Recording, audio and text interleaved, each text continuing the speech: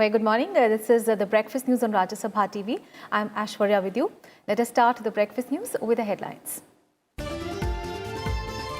State elections and by-polls conclude. All eyes on counting of votes on 24th of October. Fate of 4,406 candidates sealed in ballot boxes.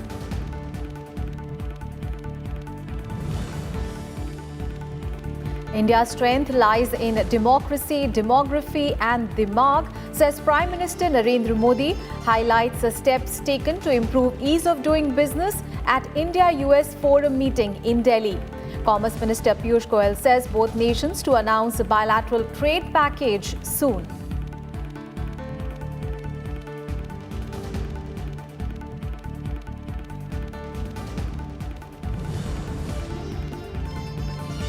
Government to procure military products worth 3,300 crore rupees.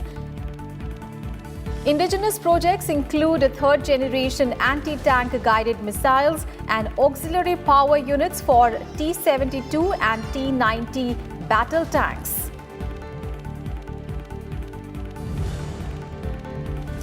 India and Pakistan to sign Kartarpur Corridor pact tomorrow. First pilgrimage to be allowed on 9th of November. In Amritsar, 90 heads of foreign missions to visit Golden Temple today as part of celebrations to mark 550th birth anniversary of Guru Nanak. And President Kovind to attend Emperor Naruhito's enthronement ceremony in Japan. First presidential visit to Japan from India after 19 years.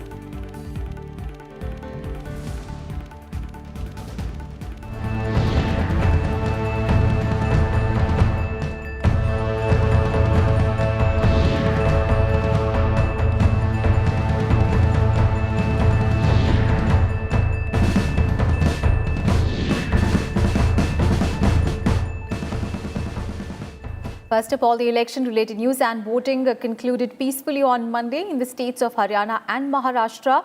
However, both states reported lower poll turnout in the assembly polls as compared to 2014. Now, Haryana recorded a voter turnout of 65.75% for its 90 assembly seats. The turnout was less than 76.54% in the 2014 assembly elections and the 70.36% that was recorded over the state's 10 parliamentary constituencies in the Lok Sabha elections this year. Reported at 6 p.m. the voter turnout is 65%, but as the polling is going on, it is tentative figure and it is also likely to increase in the course of time. Assembly 2014 is 76.54%. Lok Sabha 2014 was 71.86%. Lok Sabha 2019 was 70.35%, and tentative figure as at 6 p.m. is 65% in the assembly constituencies for which the poll has gone today. And Maharashtra also witnessed a lower voter turnout compared to the 2014 assembly elections. The final voter turnout stood at 60.46%, which is 3% down than the figures of 63.13% of 2014. 6 p.m. the polling percentage which they have reported is 60.5% for the Legislative Assembly election. And as you would be knowing that one parliamentary constituency also we have by-election there, and there the polling percentage at 6 p.m. Satara is 60.25%, but these are purely tentative figures because the polling team would come back and then all the 17C data.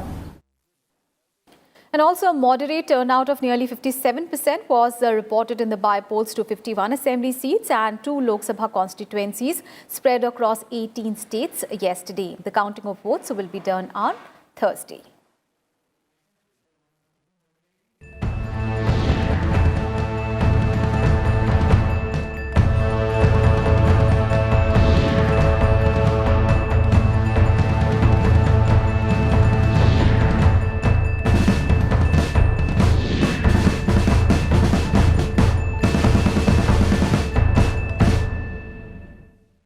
On to some other news now. The winter session of Parliament will be held from 18th of November to 13th of December. The Parliamentary Affairs Ministry has sent a communication in this regard to the Lok Sabha and Rajya Sabha secretariats.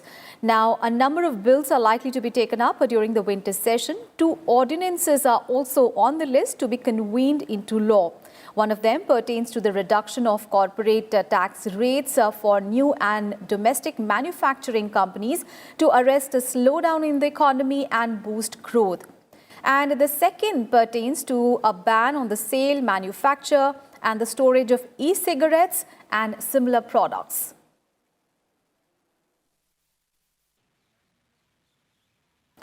Prime Minister Narendra Modi highlighted the steps taken by his government to improve the ease of doing business in the country. In a meeting with the members of the US-India Strategic Partnership Forum, the Prime Minister referred to the evolving startup ecosystem in the country.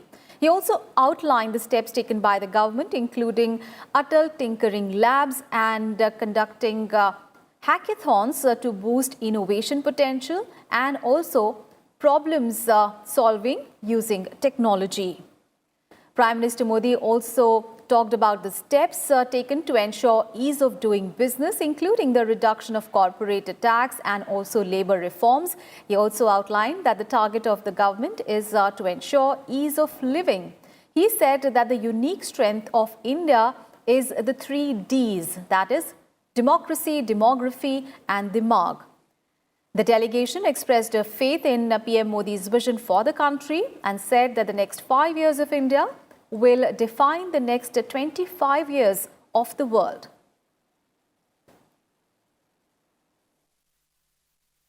Meanwhile, Union Commerce and Industry Minister Piyush Goyal addressed the US-India Strategic Partnership Forum in New Delhi on Monday, and he said that the trade talks between India and the US are on right track, and that New Delhi is creating a single window for American investments in India.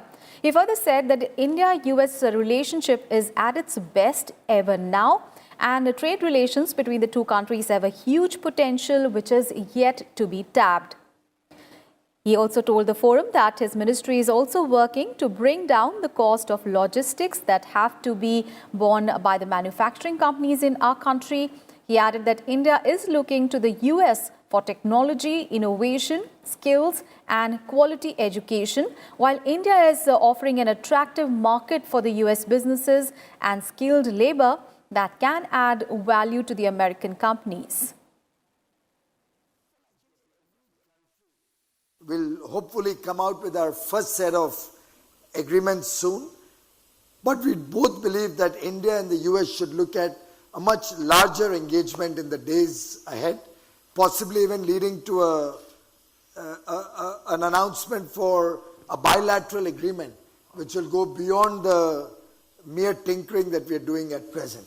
Earlier, when we met in the US with the Japanese negotiations and thereafter with the Chinese discussions, and therefore probably our own finalization of the trade package got a little delayed, but we have almost resolved the broad contours of what we are going to announce. I don't see any great difficulty in closing the gap on the first announcement. And Siachen, the world's highest battlefield, is now open for tourists. Defence Minister Rajnath Singh announced on Monday that the government has decided to open the entire area from Siachen base camp to the Kumar post for tourism purposes. Addressing a function after inaugurating the Colonel Chuang Renchin Bridge on the Shyok River in Ladakh, Rajnath Singh said that step has been taken to boost tourism in Ladakh. He said it will give people a chance to appreciate the tough work done by the army jawans and engineers in the extreme weather and inhospitable conditions. At the height of around 20,000 feet in the Karakoram range, the Siachen Glacier is the highest militarized zone in the world. और मैं मानता हूं कि हमारे सेना के जवानों का भी ये क्विक डिप्लॉयमेंट पहले के कंपैरिजन में होगा और डीएस और डीबीओ रोड सामरिक दृष्टि से महत्वपूर्ण सड़कों में से, हमारी देश की महत्वपूर्ण सड़कों में से एक मानी जाती है। और मैं यह मानता हूं कि यह ब्रिज केवल 2 जगहों को जोड़ता नहीं, बल्कि यह ब्रिज पूरे लेह लद्दाख और अब तक अलग थलग पड़े जम्मू कश्मीर को भी, वहां की जनता को देश की मुख्य धारा से भी यह जोड़ने का काम करता है। अब इस क्षेत्र के लोग भी ऐसी परियोजनाओं के कारण देश के विकास में सहभागी बन सकेंगे। तो मैं आपको जानकारी देना चाहता हूं कि सियाचिन बेस कैंप से ले कुमार पोस्ट तक टूरिस्ट के लिए खोलने का निर्णय ले लिया गया है और देशवासियों को किस तरह से मुश्किल हालात में हमारी सेना को देश की रक्षा में तैनात होकर काम करना पड़ता है, इसकी जानकारी हो सके, इसी दृष्टि से यह एक महत्वपूर्ण फैसला किया गया है। The bridge built by the Border Roads Organization between Durbuk and Daulat Beg Oldi is roughly 45 kilometers from the line of actual control with China. And speaking at the inauguration, Rajnath Singh said that India shared cordial relations with China. He added that perceptual differences between the two countries on the boundary issue are being handled responsibly and with great maturity by both sides. And speaking on Pakistan, Rajnath Singh said that Indian Army had given a befitting reply to Pakistan on attempts to infiltrate and will continue to do so. अब हमारा पड़ोसी देश पाकिस्तान है, लेकिन हमारी सेना कभी offensive नहीं रही है पाकिस्तान के ऊपर। पहली गोली हमारी सेना ने कभी नहीं चलाई है, लेकिन उधर से भी गोली चलाई गई है। आतंकवादी हरकतों को बढ़ाकर भारत को डिस्टेबलाइज करने की, कमजोर करने की, तोड़ने की कोशिश हुई है, तो हमारी सेना ने मुंहतोड़ जवाब दिया है। और मैं कहना चाहता हूं कि ये ऐसी कोशिश बंद नहीं की गई और बराबर इस प्रकार की हरकत चलती रही तो लगातार हमारी सेना उसका मुंहतोड़ जवाब देगी जब तक यह सिलसिला रुक नहीं जाता है। And in related news, the Defence Acquisition Council, chaired by Defence Minister Rajnath Singh, approved a capital procurement for defence forces amounting to 3,300 crore rupees of indigenously designed and developed equipment. Now, maintaining its impetus on the Make in India initiative, the DAC approved 3 projects to be indigenously designed, developed and manufactured by the Indian industry. Now, the first 2 projects include the 3rd generation anti-tank guided missiles and the auxiliary power units for T-72 and T-90 tanks. The 3rd indigenous project involves electronic warfare systems for mountain and high altitude terrain. This will be designed and developed by DRDO and manufactured by design-cum-production partner from the Indian industry.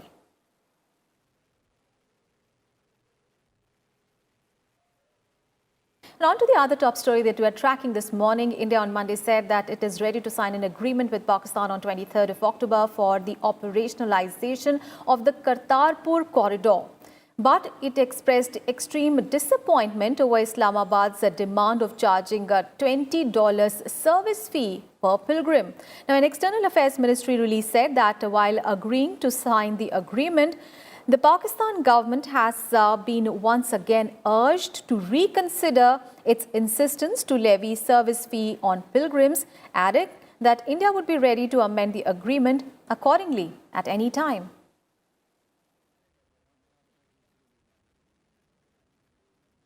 मुझे इस बात की खुशी है कि 23 तारीख को agreement sign हो रहा है और बिना वीज़ा के, लेकिन ज़रूर महसूस करती हूँ कि ये जो $20 वाली फीस लगाई है इसको ज़रूर पाकिस्तान रीथिंक करे. And the postal services from India to Pakistan have been closed for the time being. And the move by India comes after Pakistan stopped the postal services between the two countries. And Union Minister Ravi Shankar Prasad has called this a direct contravention of the World Postal Union's international norms. He said that for the last 2 months, Pakistan has stopped the postal service from India. World postal union का एक जो system होता है उसके अंतर्गत सब लोग ये काम करते हैं. पाकिस्तान ने पिछले 2 महीने से इसको बंद कर रखा है. तो फिर जब पाकिस्तान ने बंद कर रखा है हमारे पोस्टल विभाग ने ये कार्रवाई सोची है, क्योंकि एक प्रकार से जो पाकिस्तान का निर्णय है ये अंतर्राष्ट्रीय पोस्टल यूनियन के मानकों का विरोध है। It is directly in contravention of the world postal unions norms. Pakistan तो पाकिस्तान है, अब जब उन्होंने भारत की चिट्ठियों को रोक दिया है तो ये कारण। And Jammu and Kashmir Governor Satyapal Malik has warned Pakistan, saying that the Indian Army would completely destroy terrorist camps and go further inside their territory if the need arises. The statement comes a day after Army Chief General Bipin Rawat said that India targeted terror camps in Pakistan-occupied Kashmir in retaliation to the infiltration attempt by its neighbour.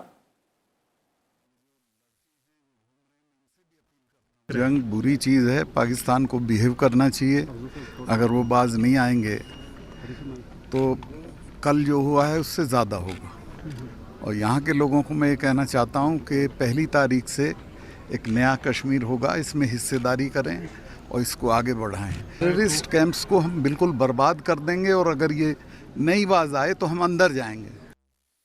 In Breakfast News, time for a very short break. We'll be right back with more news on the other side. Stay tuned.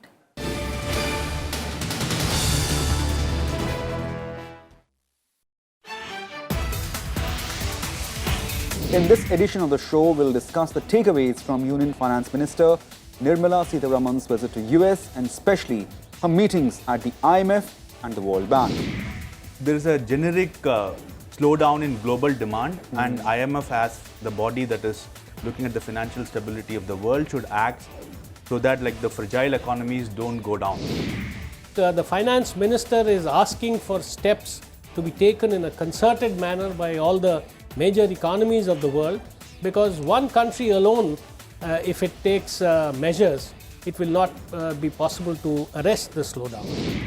That we have a once-in-a-generation opportunity to make this Make in India a reality because of the global situation. I mean, we are all aware of this tariff war, trade war, etc., which everybody has analyzed the negative effects. But what I have been saying is that is also an opportunity for India.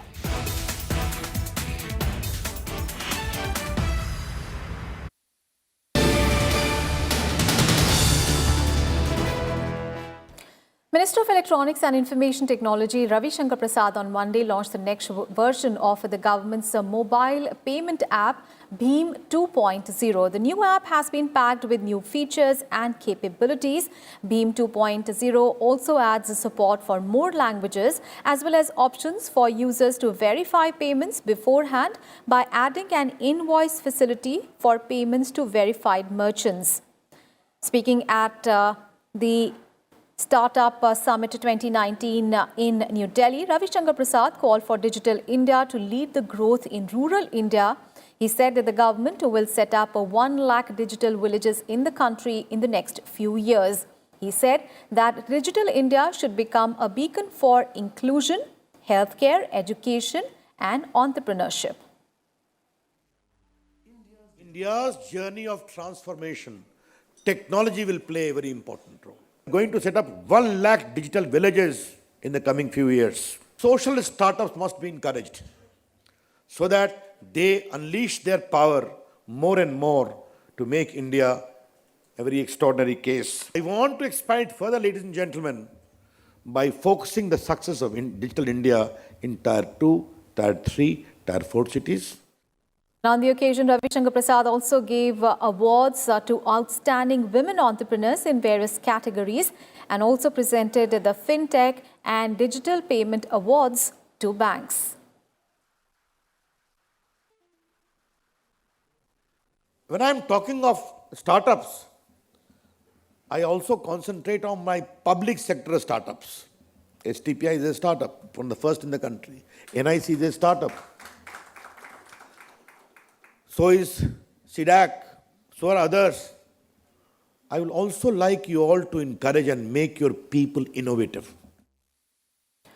Vice President Venkaiah Naidu interacted with the students of Delhi Tamil Association on Monday, and addressing the students, Naidu said that our education system should also reflect Indian culture and traditions, highlighting the fact that more than 19,500 languages or dialects are spoken in India. Naidu emphasized the need for cherishing this rich language heritage. He urged the students to focus on also sports, issues of national interest and Indian history along with their education. Our ancient Gurukul education system, with its Guru Sishya Parampara tradition, used to provide value-based and holistic education which empowered individuals. India should once again become a Viswa Guru and the hub of innovation and knowledge. For that to happen, we have to drastically revamp the education system to make our institutions of higher learning and universities in the center of excellence with international standards. We need to completely overhaul the education system to prepare students to effectively face the challenges of 21st century. President Kovind arrived in Tokyo on Monday to attend the enthronement ceremony of Japan's Emperor Naruhito. Now, the enthronement ceremony of 59-year-old Emperor Naruhito's ascension to the chrysanthemum throne marks the high point of succession rituals that began in the month of May and will last through the spring. The ceremony allows Naruhito to proclaim himself as the Japan's 126th emperor in a ritual dating back to the 7th century. Naruhito has been a full-fledged emperor since succeeding in May after the abdication of his father, Akihito. On Monday, President Kovind visited a popular Buddhist pilgrimage destination where he planted a Bodhi sapling, which he carried from India. During his 3-day visit, President Kovind will also interact with the Indian community in Tokyo. He will also participate in the foundation ceremony of Sino Soto, a place which will be developed as a center to highlight Indian tradition and culture. This is the first presidential visit to Japan from India after a gap of 19 years. On to the top international focus. With just 10 days left in the Brexit deadline, British Prime Minister Boris Johnson was dealt a fresh blow on Monday when the Speaker of Parliament denied him a second shot at getting his Brexit deal passed.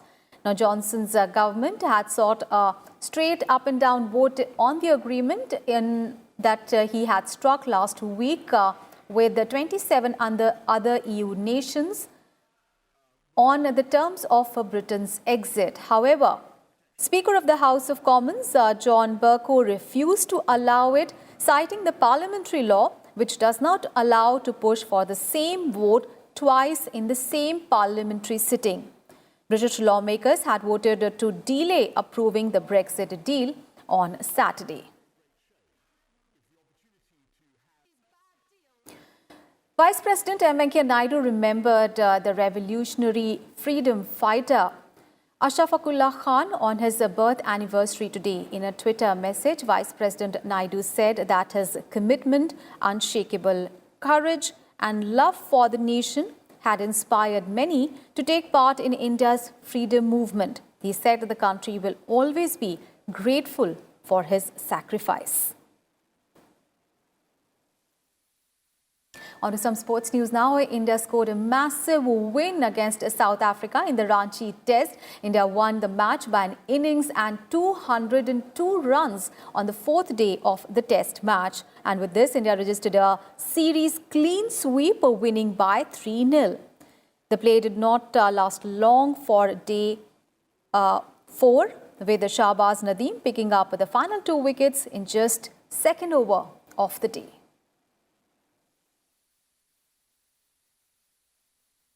And with that, we wrap up this edition of Breakfast News. Thanks for watching. Have a great day ahead.